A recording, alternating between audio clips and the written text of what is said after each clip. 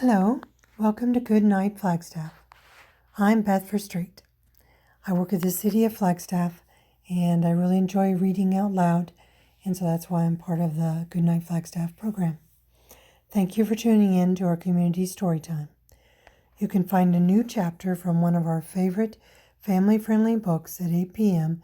each weeknight on the Literacy Center's YouTube channel and on Creator Radio, a local online radio station. The previous chapter is replayed on Creator Radio each weeknight at about 7:30, just before the new chapter airs. You can also listen to all previous Goodnight Flagstaff recordings on YouTube. We are currently reading The Fellowship of the Ring by J.R.R. Tolkein. If you'd like to check it out to read along with us at home, it is available at the library. Check one out today with your Coconino County Library card. Please email us if you'd like to join our team of readers and connect with your community through stories. All ages welcome. Our email is goodnightflagstaff@gmail.com. Last time we read together, the fellowship rested as much as they could before they had to keep going. They traveled far, but Frodo and Sam were injured. Not until Aragorn helped heal them were they able to keep up with the rest. Eventually, they made it to Lothlorien and the Golden Wood, where they were refreshed by the river. Just as they were about to rest for the night, they discovered elves keeping watch on them from the trees. What will become of them now?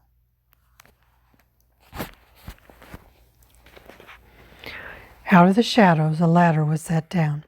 It was made of rope, silver gray and glimmering in the dark, and though it looked slender, it proved strong enough to bear many men. Legolas ran lightly up, and Frodo followed slowly. Behind him came Sam, trying not to breathe loudly. The branches of the malorn tree grew out nearly straight from the trunk, and then swept upwards, but near the top the main stem divided into a crown of many boughs, and among these they found that there had been built a wooden platform, or flet as such things were called in those days. The elves called it a talon. It was reached by a round hole in the center through which the ladder passed. When Frodo came at last up onto the flet, he found Legolas seated with 3 other elves. They were clad in shadowy gray and could not be seen among the tree stems unless they moved suddenly. They stood up, and one of them uncovered a small lamp that gave out a slender silver beam.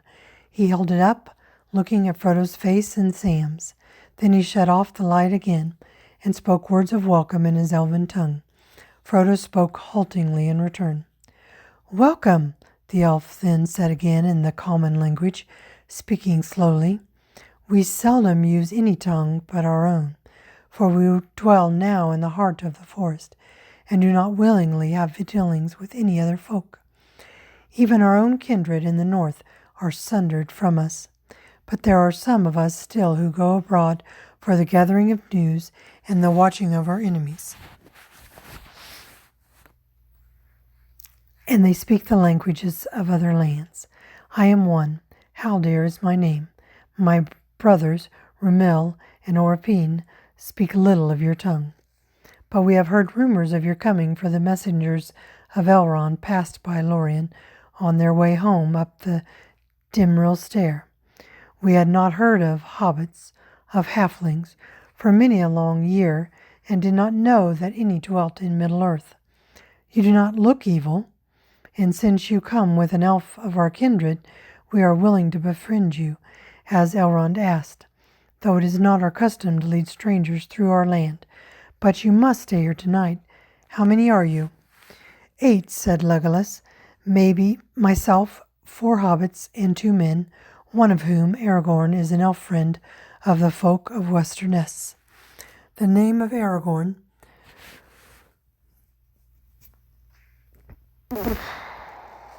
son of Arathorn is known in Lorien, said Haldir, and he has the favor of the lady. All then is well, but you have yet spoken only of 7. The 8th is a dwarf, said Legolas. "A dwarf," said Haldir. "That is not well. We have not had dealings with the dwarves since the dark days. They are not permitted in our land. I cannot allow him to pass." But he is from the Lonely Mountain, one of Dane's trusty people, and friendly to Elrond, said Frodo. Elrond himself chose him to be one of our companions, and he has been brave and faithful. The elves spoke together in soft voices, and questioned Legolas in their own tongue. Very good, said Haldir at last. We will do this, though it is against our liking. If Aragorn and Legolas will guard him and answer for him, he shall pass, but he must go blindfold through Lothlorien. But now we must debate no longer. Your folk must not remain on the ground.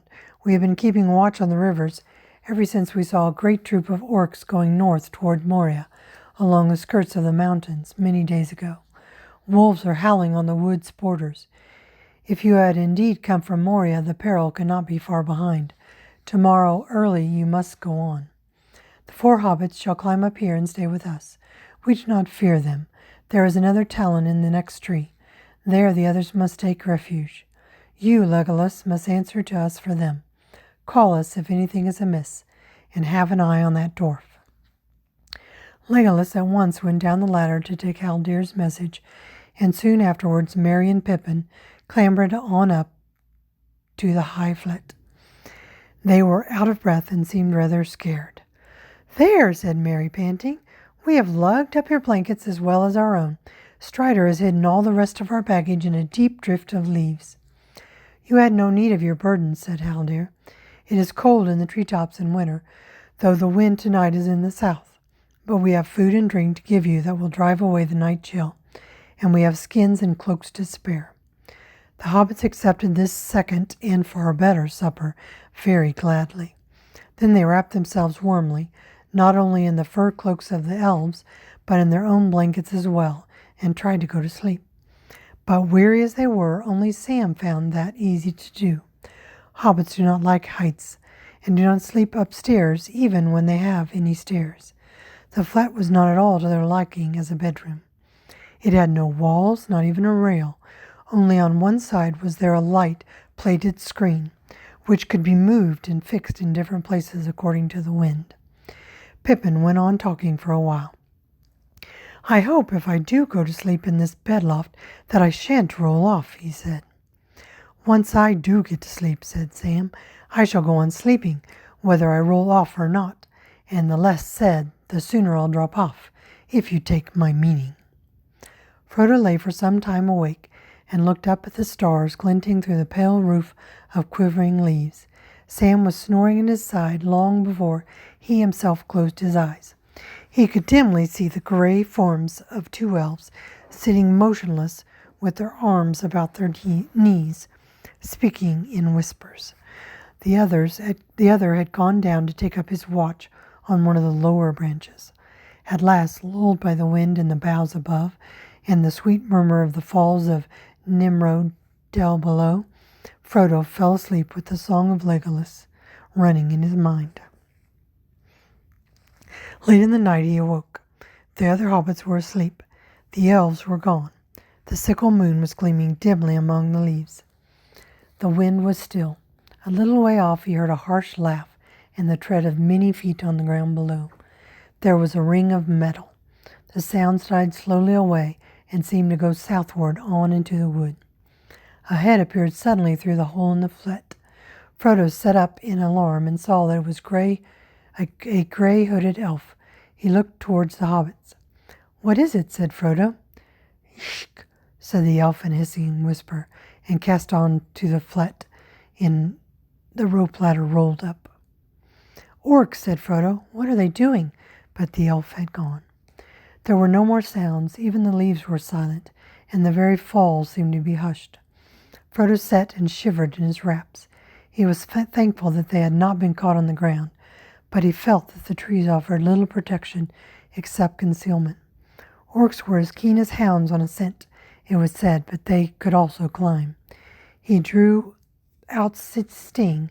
It flashed and glittered like a blue flame, and then slowly faded again and grew dull. In spite of the fading of his sword, the feeling of immediate danger did not leave Frodo. Rather, it grew stronger. He got up and crawled to the opening and peered down.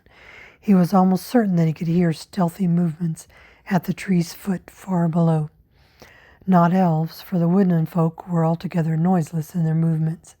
Then he heard faintly a sound like sniffing, and something seemed to be scrabbling on the bark of the tree trunk. He stared down into the dark, holding his breath. Something was now climbing slowly, and its breath came like a soft hissing through closed teeth. Then, coming up close to the stem, Frodo saw 2 pale eyes. They stopped and gazed upward, unwinking. Suddenly they turned away, and a shadowy figure slipped round the trunk of the tree and vanished. Immediately afterwards, Haldir came climbing swiftly up through the branches. "There was something in this tree that I have never seen before," he said. "It was not an orc. It fled as soon as I touched the tree stem. It seemed to be wary, and to have some skill in trees, or I might have thought that it was one of you hobbits. I did not shoot, for I dared not rouse any cries. We cannot risk battle. A strong company of orcs has passed. They crossed the Nimrodel, cursed their foul feet in its clean water, and went on down the old road beside the river. They seemed to pick up your scent, some scent, and they searched the ground for a while near the place where you halted. The 3 of us could not challenge 100, so we went ahead and spoke with feigned voices, leading them on into the wood. Orpine has now gone in haste back to our dwellings to warn our people. None of the orcs will ever return out of Lorien, and there will be many elves hidden on the northern border before another night falls. But you must take the road south as soon as it is fully light." Day came pale from the east. As the light grew, it filtered through the yellow leaves of the Melorn, and it seemed to the hobbits that the early sun of a cool summer's morning was shining. Pale blue sky peeped among the moving branches. Looking through an opening on the south side of the flat, Frodo saw all the valley of the Silverlode lying like a sea of fallow gold, tossing gently in the breeze. The morning was still young and cold when the company set out again, guided now by Haldir and his brother Rúmil. "Farewell, sweet Nimrodel," cried Legolas. Frodo looked back and caught a gleam of white foam among the gray tree stems. "Farewell," he said. It seemed to him that he would never hear again a running water so beautiful, forever blending its innumerable notes in an endless, changeless music. They went back to the path that still went on along the west side of the Silverlode, and for some way they followed it southward. There were the prints of orc feet in the earth, but soon Haldir turned aside into the trees and halted on the bank of the river under their shadows. "There is one of my people yonder across the stream," he said, "though you may not see him." He gave a call like the low whistle of a bird, and out of a thicket of young trees an elf stepped, clad in gray, but with his hood thrown back.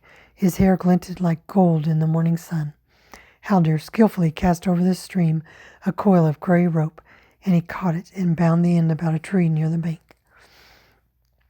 "Celebrant is already a strong stream here, as you see," said Haldir, "and it runs both swift and deep, and is very cold. But we do not set foot in it so far north, unless we must. But in these days of watchfulness we do not make bridges. This is how we cross. Follow me." He made his end of the rope fast about another tree, and then ran lightly along it, over the river and back again, as if he were on a road. "I can walk this path," said Legolas, "but the others have not this skill. Must they swim?" "No," said Haldir. "We have 2 more ropes. We will fasten them above the other, one shoulder high and another half high, and holding these the strangers should be able to cross with care." When the slender bridge had been made, the company passed over, some cautiously and slowly, others more easily. Of the hobbits, Pippin proved the best, for he was sure-footed, and he walked over quickly, holding only with one hand, but he kept his eyes on the bank ahead and did not look down. Sam shuffled along, clutching hard, and looked down into the pale, eddying water as if it were a chasm in the mountains. He breathed with relief when he was safely across. "Live and learn," as my gaffer used to say, though he was thinking of gardening, not of roosting like a bird, nor of trying to walk like a spider. Not even my Uncle Andy ever did a trick like that. When at length all the company were gathered on the east bank of the Silverlode, the elves untied the ropes and coiled 2 of them. Rumel, who had remained on the other side, drew back the last one, slung it on his shoulder, and with a wave of his hand went away, back to Nimrodal, to keep watch. "Now, friends," said Haldir, "you have entered the ninth of Lorien, or the Gore, as you would say, for it is the land that lies like a spearhead between the arms of Silverlode and Anduin the Great. We allow no strangers to spy out the secrets of the ninth. Few indeed are permitted even to set foot there. As was agreed, I shall here blindfold the eyes of Gimli the dwarf. The others may walk free for a while, until we come nearer to our dwellings, down in Ygladil, in the angle between the waters." This was not at all to the liking of Gimli. "The agreement was made without my consent," he said. "I will not walk blindfolded, like a beggar or a prisoner, and I am no spy. My folk have never had dealings with any of the servants of the enemy. Neither have we done harm to the elves. I am no more likely to betray you than Legolas, or any other of my companions." "I do not doubt you," said Haldir. "Yet this is our law. I am not the master of the law, and cannot set it aside. I have done much in letting you set foot over Celebrand." Gimli was obstinate. He planted his feet firmly apart, and laid his hand upon the haft of his axe. "I will go forward free," he said, "or I will go back and seek my own land, where I am known to be true of word, though I perish alone in the wilderness." "You cannot go back," said Haldir sternly. "Now you have come thus far, you must be brought before the Lord and the Lady. They shall judge you to hold you or to give you leave as they will. You cannot cross the rivers again, and behind you there are now secret sentinels that you cannot pass. You would be slain before you saw them." Gimli drew his axe from his belt. Haldir and his companions bent their bows. "A plague on dwarves and their stiff necks," said Legolas. "Come," said Aragorn. "If I am still to lead this company, you must do as I bid. It is hard upon the dwarf to be thus singled out. We will all be blindfolded, even Legolas. That will be best, though it will make the journey slow and dull." Gimli laughed suddenly. "A merry troop of fools we shall look. Will Haldir lead us all on a string, like many blind beggars with one dog? But I will be content, if only Legolas here shares my blindness." "I am an elf and a kinsman here," said Legolas, becoming angry in his turn. "Now let us cry, 'A plague on the stiff neck of elves,'" said Aragorn. "But the company shall all fare alike. Come, bind our eyes, Haldir." "I shall claim full amends for every fall and stubbed toe, if you do not lead us well," said Gimli, as they bound a cloth about his eyes. "You will have no claim," said Haldir. "I shall lead you well, and the paths are smooth and straight." "Alas for the folly of these days," said Legolas. "Here all are enemies of the one enemy, and yet I must walk blind, while the sun is merry in the woodland and leaves of gold." "Folly it may seem," said Haldir. "Indeed, in nothing is the power of the Dark Lord more clearly shown than in the estrangement that divides all those who still oppose him. Yet so little faith and trust do we find now in the world beyond Lothlorien, unless maybe in Rivendell, that we dare not by our own trust endanger our land. We live now upon an island amid many perils, and our hands are more often upon the bowstring than upon the harp. The rivers long defended us, but they are a sure guard no more, for the shadow has crept northward all about us. Some speak of departing, yet for that it hardly seems too late. The mountains to the west are growing evil. To the west the lands are waste, and full of Sauron's creatures, and it is rumored that we cannot now safely pass southward through Rohan, and the mouths of the great river are watched by the enemy. Even if we could come to the shores of the sea, we should find no longer any shelter there. It is said that there are still havens of the high elves, but they are far north and west, beyond the land of the halflings. But where that may be, though the Lord and Lady may know, I do not.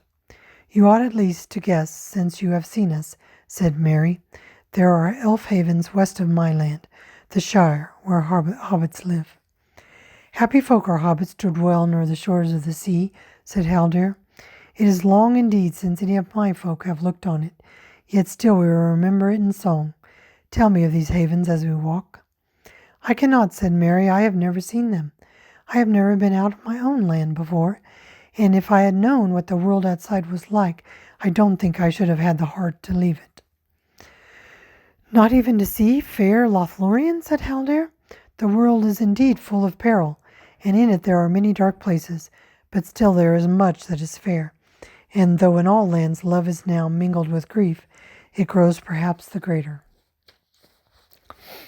Some there are among us who sing that the shadow will draw back, and peace shall come again. Yet I do not believe that the world about us will ever again be as if it was of old, or the light of the sun as it was aforetime. For the elves, I fear, it will prove at best a truce, in which they may pass to the sea unhindered, and leave the middle earth forever. Alas, for Lothlorien that I love, it would be a poor life in a land where no malloran grew. And if there are malloran trees beyond the great sea, none have reported it." As they spoke thus, the company filed slowly along a path in the wood, led by Haldir, while the other elf walked behind. They felt the ground beneath their feet smooth and soft, and after a while they walked more freely, without fear of hurt or fall. Being deprived of sight, Frodo found his hearing and other senses sharpened. He could smell the trees and the trodden grass. He could hear many different notes in the rustle of the leaves overhead, the river murmuring away on his right, and the thin, clear voices of birds in the sky. He felt the sun upon his face and hands when they passed through an open glade. As soon as he set foot upon the far bank of Silverlode, a strange feeling had come upon him, and it deepened as he walked on into the Nith. It seemed to him that he had stepped over a bridge of time into a corner of the elder days, and was now walking in a world that was no more. In Rivendell there was memory of ancient things. In Lorien the ancient things still lived on in the waking world. Evil had been seen and heard there. Sorrow had been known. The elves feared and distrusted the world outside. Wolves were howling on the wood's borders, but on the land of Lorien no shadow lay. All that day the company marched on until they felt the cool evening come and heard the early night wind whispering among many leaves. Then they rested and slept without fear upon the ground, for their guides would not permit them to unbind their eyes, and they could not climb. In the morning they went on again, walking without haste. At noon they halted, and Frodo was aware that they had passed out under the shining sun. Suddenly he heard the sound of many voices all around him. A marching host of elves had come up silently. They went hastening toward the northern borders to guard against any attack from Moria, and they brought news, some of which Haldir reported. The marauding orcs had been waylaid and almost all destroyed. The remnant had fled westward toward the mountains and were being pursued. A strange creature also had been seen, running with bent back and with hands near the ground, like a beast and yet not of beast shape. It had eluded capture, and they had not shot it, not knowing whether it was good or ill, and it had vanished down the Silverlode southward. "Also," said Haldir, "they bring me a message from the Lord and Lady of Galadrim. You are all to walk free, even the dwarf Gimli. It seems that the lady knows who and what is each member of your company. New messages have come from Rivendell, perhaps." He removed the bandage first from Gimli's eyes. "Your pardon," he said, bowing low. "Look on us now with friendly eyes.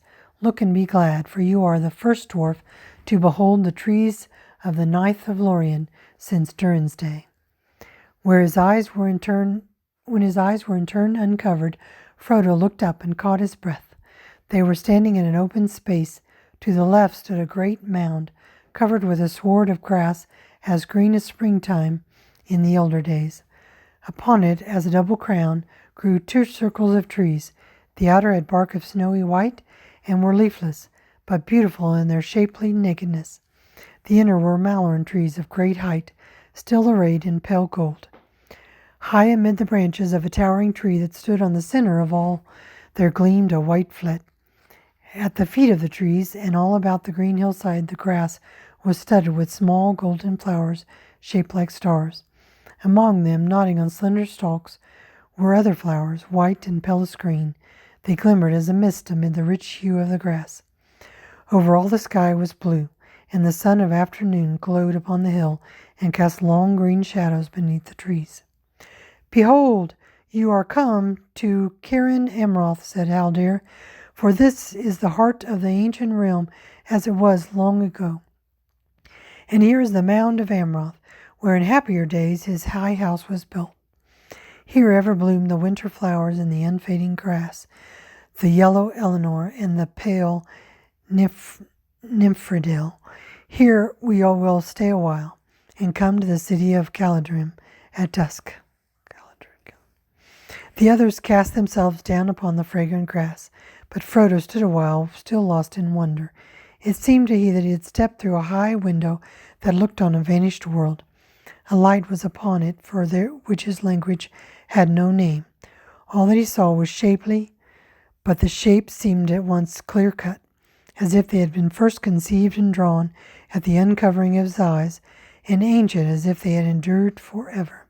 He saw no color, but those he knew, gold and white and blue and green, but they were fresh and poignant, as if he had that moment first perceived them and made for them names new and wonderful. In winter here no heart could mourn for summer or for spring. No blemish or sickness or deformity could be seen in anything that grew upon the earth. On the land of Lorien there was no stain. He turned and saw that Sam was now standing beside him, looking around with a puzzled expression and rubbing his eyes as if he was not sure that he was awake.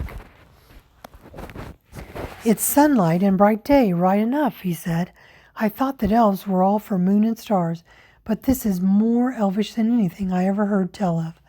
I feel as if I was inside a song, if you take my meaning." Haldir looked at them, and he seemed indeed to take the meaning of both thought and word. He smiled. "You feel the power of the Lady of the Caladrim," he said. "Would it please you to climb with me up Ciaran Amroth?" They followed him as he stepped lightly up the grass-clad slopes. Though he walked and breathed, and about him living leaves and flowers were stirred by the same cool wind as fanned his face. Frodo felt that he was in a timeless land that did not fade or change or fall into forgetfulness. When he had gone and passed again into the outer world, still Frodo the Wanderer from the Shire would walk there, upon the grass, among Eleanor and Nymphadil in fair Lothlorien. They entered the circle of white trees. As they did so, the south wind blew upon Ciaran Amroth, and sighed among the branches. Frodo stood still, hearing far off great seas upon beaches that had long ago been washed away, and seabirds crying whose race had perished from the earth. Haldir had gone on and was now climbing to the high flet. As Frodo prepared to follow him, he laid his hand upon the tree beside the ladder.